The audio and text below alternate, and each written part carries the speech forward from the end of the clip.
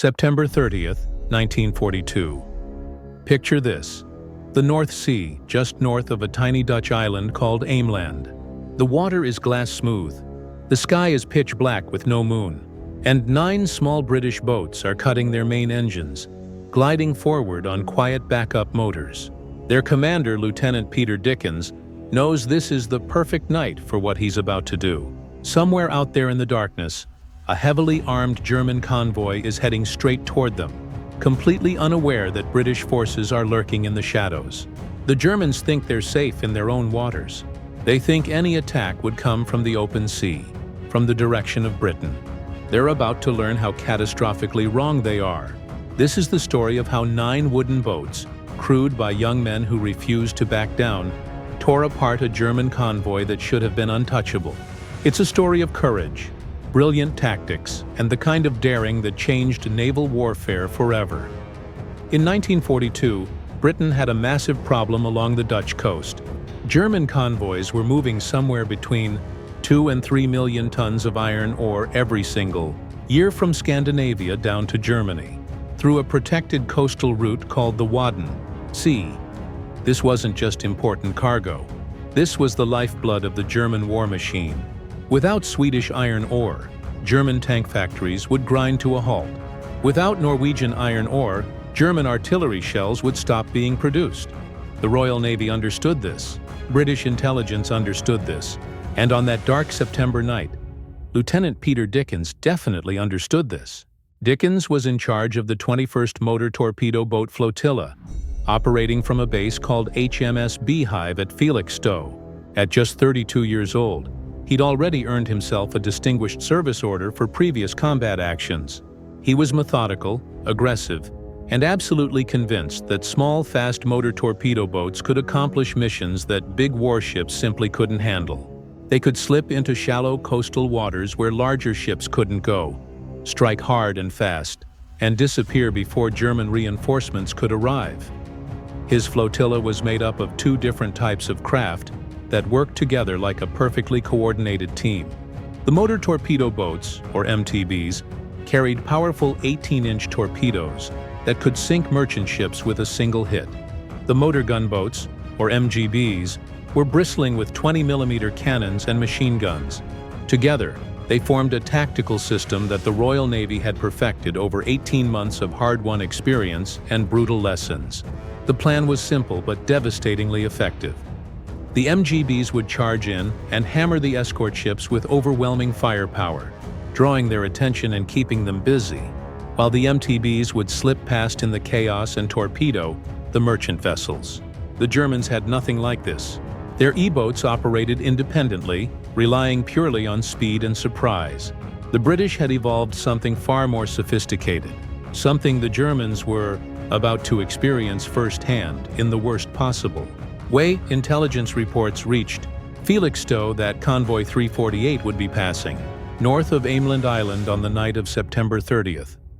8 merchant ships loaded with iron ore, 5 armed patrol boats protecting them. Dickens gathered his commanders and briefed them on the mission. MTB 234, MTB 230, MGB 21, MGB 14, MGB 81, MGB 86, and 3 more boats whose exact numbers history has unfortunately lost, but whose crews were just as ready to fight. They sailed from Felixstowe as the sun was setting. It was about 150 miles to the Dutch coast. 6 long hours of cold spray hitting their faces, diesel fumes in the air, and men checking and rechecking their weapons in the darkness. They reached the patrol area just before midnight. Dickens ordered all engines cut to silent running. He told his crews to listen carefully, and then they heard it. The low rumbling sound of diesel engines, multiple ships moving in formation. The convoy was coming. Now Dickens made a decision that would completely define how this battle played out. Instead of attacking from seaward, which is exactly what the Germans expected, he would approach from the land side, from the north, from the direction of the Dutch islands themselves. Think about that for a moment. The German escort ships had positioned themselves facing outward toward Britain. Their big 88mm guns were pointed toward the open sea, watching for threats from that direction. Dickens was going to strike from behind them, from the one direction they'd left completely exposed. But first, he needed to actually see what he was shooting at in the pitch-black darkness. At 11:50 p.m., the rumble of aircraft engines echoed overhead. Royal Air Force bombers, perfectly coordinating with Dickens and his boats, dropped parachute flares directly above the convoy. Brilliant white magnesium light flooded across the sea like someone had suddenly switched on stadium lights. For maybe 30 seconds, perhaps 40 at most, the entire German formation lay completely exposed and visible. 8 merchant ships sailing in 2 neat columns. 5 patrol boats spread among them for protection. The German escorts immediately scrambled to launch their own flares, desperately trying to illuminate the attackers they knew must be coming at them from somewhere in the darkness. Dickens didn't waste a single second. He gave the order everyone had been waiting for. Attack. The motor gunboats surged forward at 40 knots, their packed engines roaring to full power, throwing up massive walls of white spray. They opened fire at about 1,500 yards. 20-millimeter cannon shells tore across the water in bright, glowing arcs.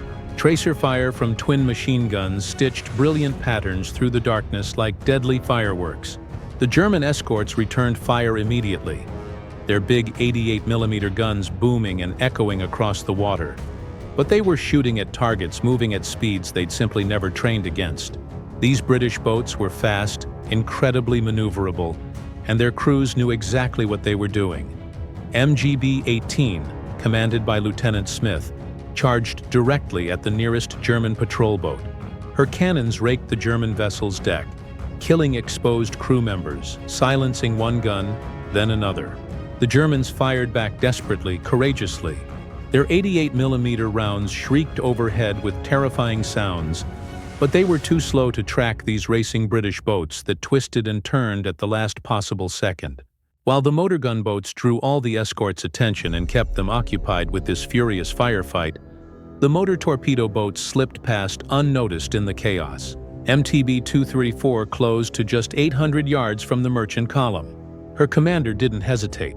He gave the order to fire. 2 18-inch torpedoes launched with a sharp hiss of compressed air. They hit the water. Their engines kicked in with a mechanical growl, and they raced toward the convoy at 40 knots, leaving white trails in the dark water. 20 seconds later, one of them struck a Swedish-registered freighter called the Tula, which was carrying 2,533 tons of iron ore. The torpedo hit her right in the middle of the ship. The warhead, packed with hundreds of pounds of high explosives, detonated with a massive blast. The explosion literally broke the Tula in half. She folded in the middle like a snapped pencil, her bow and stern lifting up, as the center section collapsed inward. Within just 90 seconds, she was completely gone, swallowed by the cold North Sea. Her crew of 11 men had absolutely no chance to escape. 10 of them went down with the ship. One survivor managed to cling to a floating mast, screaming desperately for help, until a German patrol boat finally fished him from the freezing water hours later. 2 women had been observed aboard the Tula earlier that day. The Germans noted it in their official reports. Their fate remains completely unknown to this day. The second torpedo from MTB-234 missed its target, passing between 2 merchant ships and vanishing into the darkness beyond the convoy. But Dickens and his boats weren't even close to finished. They circled around for another attack run. Meanwhile, the motor gunboats continued their absolutely savage work against the German escorts. These German patrol boats, called Vorpostenboote, were actually pretty formidable vessels. They were converted fishing trawlers that carried crews of 60 to 70 men and mounted some serious firepower. Those 88-millimeter guns could absolutely kill a motor gunboat with a single direct hit. But here's the problem the Germans faced. Those guns sat in open mounts without any armor protection whatsoever. The crews stood completely exposed to British fire. Aboard Vorpostenboote 1313, a sailor named Bernard Tosinski was manning the forward 88-millimeter cannon. This was actually his ship's very first combat voyage. Tosinski was absolutely terrified. He admitted it later, decades after the war, when German veterans finally felt comfortable speaking openly about their experiences. He described the moment those parachute flares ignited above them. Shortly before midnight, we heard the sound of plane engines, and soon parachute flares were dropped above our convoy, and then the fireworks began. We fired flares ourselves to try to see the enemy. I heard an explosion somewhere to the left of our ship. Later I was told that a ship from the 20th Vorposten flotilla had been sunk. The ship Tosinski heard exploding was Vorpostenboot 2003, which had formerly been a Belgian patrol vessel. An 18-inch British torpedo caught her directly in the engine room. The detonation tore through her hull like it was made of paper. She rolled onto her side and sank within just a few minutes. Of her crew of 42 men, 21 died that night. Not a single one has a known grave today. They're officially listed as missing, lost somewhere in those cold waters north of Ameland Island. Tosinski kept firing his gun through all of this chaos. He later said, "I operated the 88mm cannon at the front of the ship.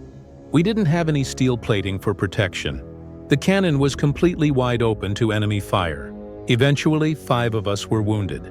There were only 2 crew members left who could still perform combat tasks. Then British fire found him personally. A 20mm cannon round struck Tosinski directly in the left shoulder, spinning him violently away from his gun. He collapsed onto the deck, bleeding heavily, absolutely certain he was dying right there. But something deep inside him, some stubborn refusal to give up, wouldn't let him quit."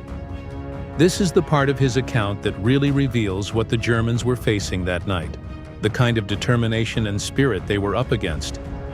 I honestly can't remember whether it was fear or bravery that drove me, but I got back up, grabbed an 88mm shell despite my wound, pushed it into the gun barrel with my one good arm, and yelled at my gun leader to load and fire. That shell he loaded struck MGB-18. It hit her bow, blowing away about 9 or 10 feet of her front section. The explosion ignited fuel tanks. Fire spread rapidly across the deck.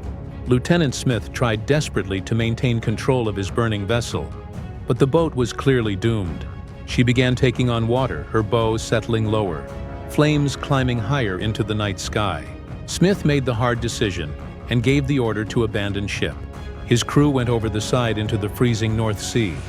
The water temperature was about 14 degrees Celsius, cold enough that a man could survive perhaps 30 minutes, maybe a bit more, before hypothermia would kill him. But Peter Dickens had been watching everything unfold. The very moment he saw MGB-18's crew going into the water, he brought his own boat straight alongside, right into the danger zone. Under direct fire from German guns, with shells falling and exploding all around him, Dickens held his position while his crew worked frantically to haul the survivors aboard. Every single man from MGB-18 was pulled from that freezing sea. Not one drowned. Not one was left behind in the darkness. Lieutenant Smith scuttled his burning boat to prevent the Germans from capturing it. MGB-18 sank north of Ameland Island, becoming the only British vessel lost that entire night. The Germans immediately claimed a major victory. Their radio broadcasts 2 days later announced that 5 British attackers had been sunk and 2 others heavily damaged. They even mentioned Bernard Tosinski by name on their propaganda program called Messages from the Front, praising his courage under fire. Tosinski was badly wounded but alive. His captain, a man named Egon Teldman, had survived despite his ship taking catastrophic damage. But those German claims were pure propaganda, completely false. MGB-18 was the only British vessel actually lost, and she'd been scuttled by her own crew, not sunk by German guns. The other British boats sustained various damage: bullet holes, shrapnel scarring, one boat's bridge completely shot through, but every single one made it safely home to Felixstowe. All their crews survived. The Germans, on the other hand, lost 2 ships that night. 21 men dead aboard Vorpostenboot 2003. 10 dead aboard the merchant ship Tula. At least 5 more wounded aboard Vorpostenboot 1313. Total casualties: 31 killed or missing, with an unknown number wounded. But there's another fascinating detail in Tosinski's account that really reveals why the Germans lost this engagement so decisively. He mentioned their helmsman, a man named Martin Bumgart. During the absolute chaos of the battle, Bumgart saw torpedo tracks approaching their ship through the water. Without waiting for any orders from officers, he threw the wheel hard over. those torpedoes missed by just meters. Baumgart's quick initiative and independent thinking saved Vorpostenboot 1313 from being sunk. But here's what happened next. Captain Teldman officially reprimanded Baumgart later for acting without explicit orders. This wasn't unique to Captain Teldman. This was standard German naval doctrine throughout the war. Rigid command structure, wait for orders, don't improvise or act independently. The Royal Navy had spent 3 brutal years of war learning exactly the opposite lesson.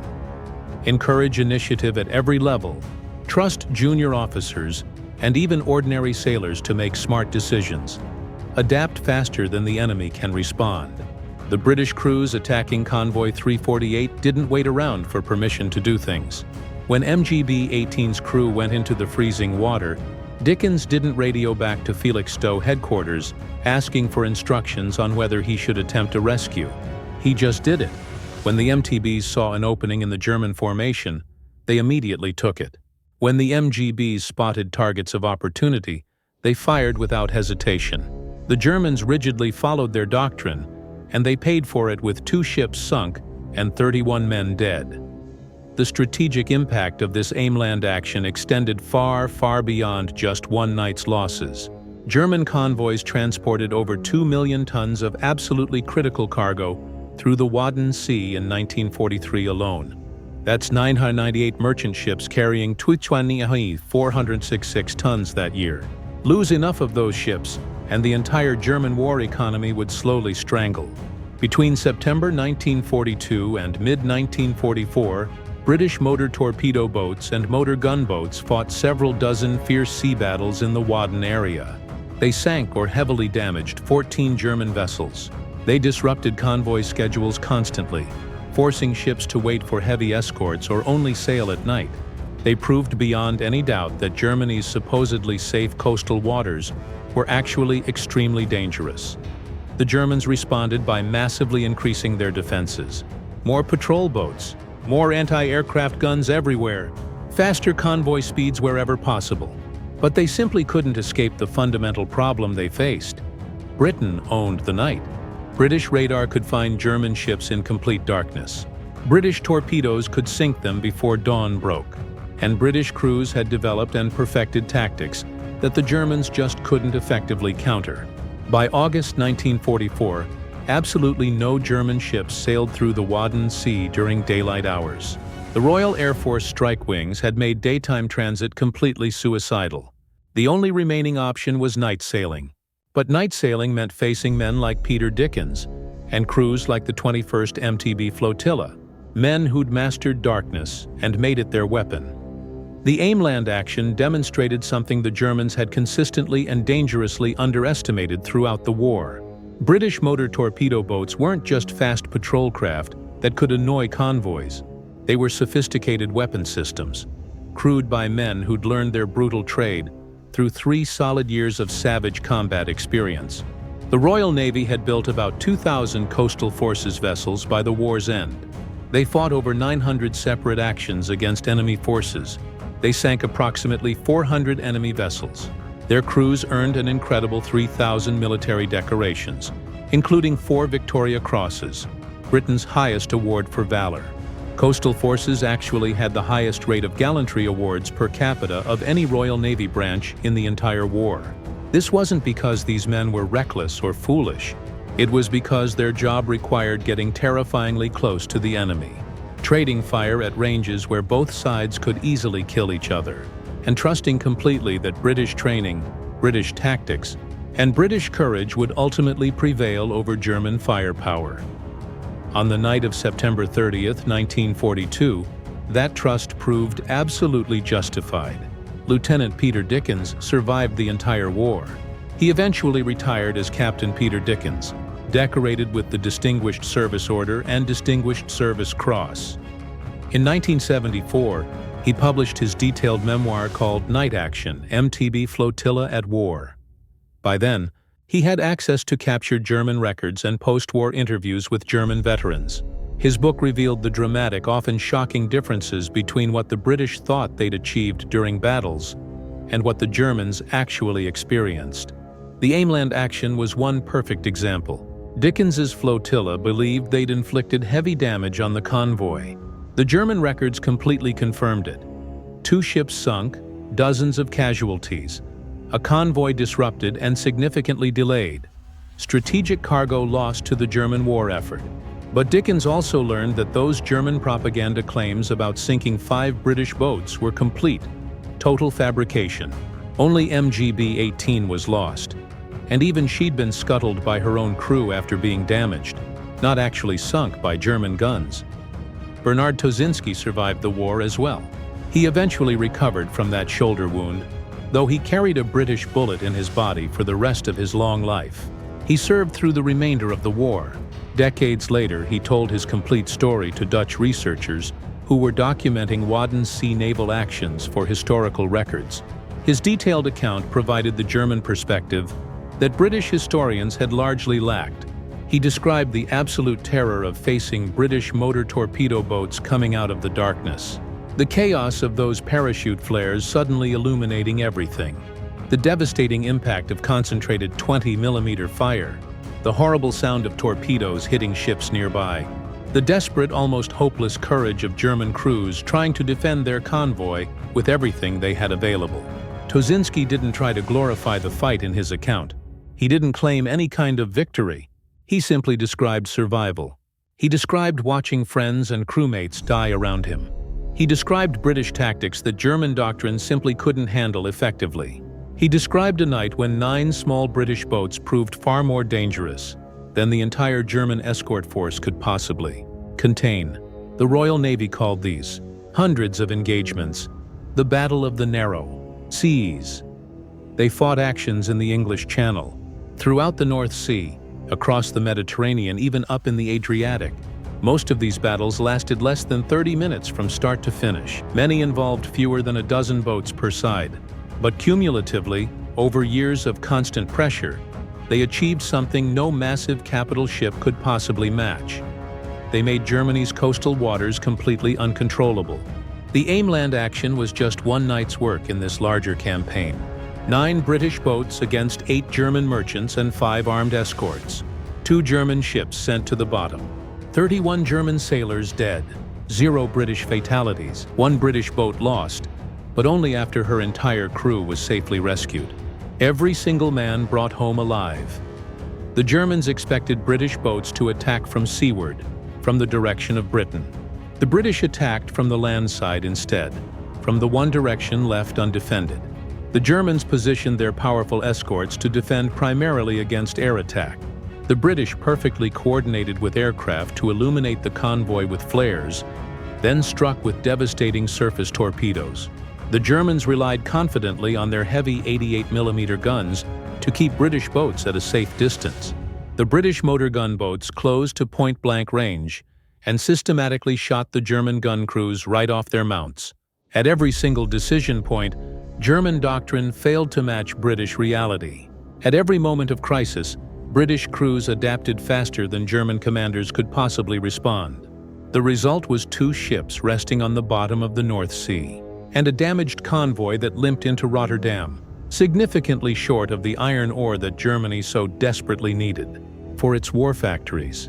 This exact pattern repeated itself hundreds of times across 4 years of brutal coastal warfare. British motor torpedo boats and motor gunboats kept proving again and again that speed combined with aggression and tactical innovation could consistently defeat heavier armament and larger crews. Small wooden boats, crewed by young officers and ordinary ratings, demonstrating conclusively that courage backed by sound doctrine beats rigid command structure every single time. The Germans never expected 9 British boats to completely tear apart their well-defended convoy in waters they considered absolutely secure and safe. They learned otherwise on the night of September 30th, 1942. They learned it at the terrible cost of 2 ships destroyed, 31 lives lost, and the complete shattering of their illusion that coastal convoys were safe from British attack. Peter Dickens brought every single one of his men home that night. Not one British casualty, not one man left behind when MGB-18 went down in flames. That's the true measure of the action's success. That's what British crews consistently achieved when they faced German forces in the narrow seas. The iron ore aboard the Tula never reached German factories to be turned into tanks or weapons. The crew of Vorpostenboot 2003 never sailed again. Bernard Tosinski carried a British bullet lodged in his shoulder for the rest of his entire life, a permanent reminder of that terrible night. And Lieutenant Peter Dickens added another successful line to the growing record of British motor torpedo boat operations that Admiralty staff would study and learn from for the rest of the war and beyond. 9 boats, 8 hours from Felixstowe to the Dutch coast and back again. 30 minutes of sustained, intense combat. 2 enemy vessels completely destroyed. Strategic cargo permanently denied to German industry. Every single British crew member returned home safe. The Germans never ever expected that outcome when Convoy 348 confidently left Cuxhaven on the morning of September 30th, 1942. By dawn on October 1st, as the sun rose over the North Sea, they knew so much better. The narrow seas belonged to Britain, and the motor torpedo boats proved it one convoy at a time, one dark night at a time, with courage that never wavered and tactics that never failed.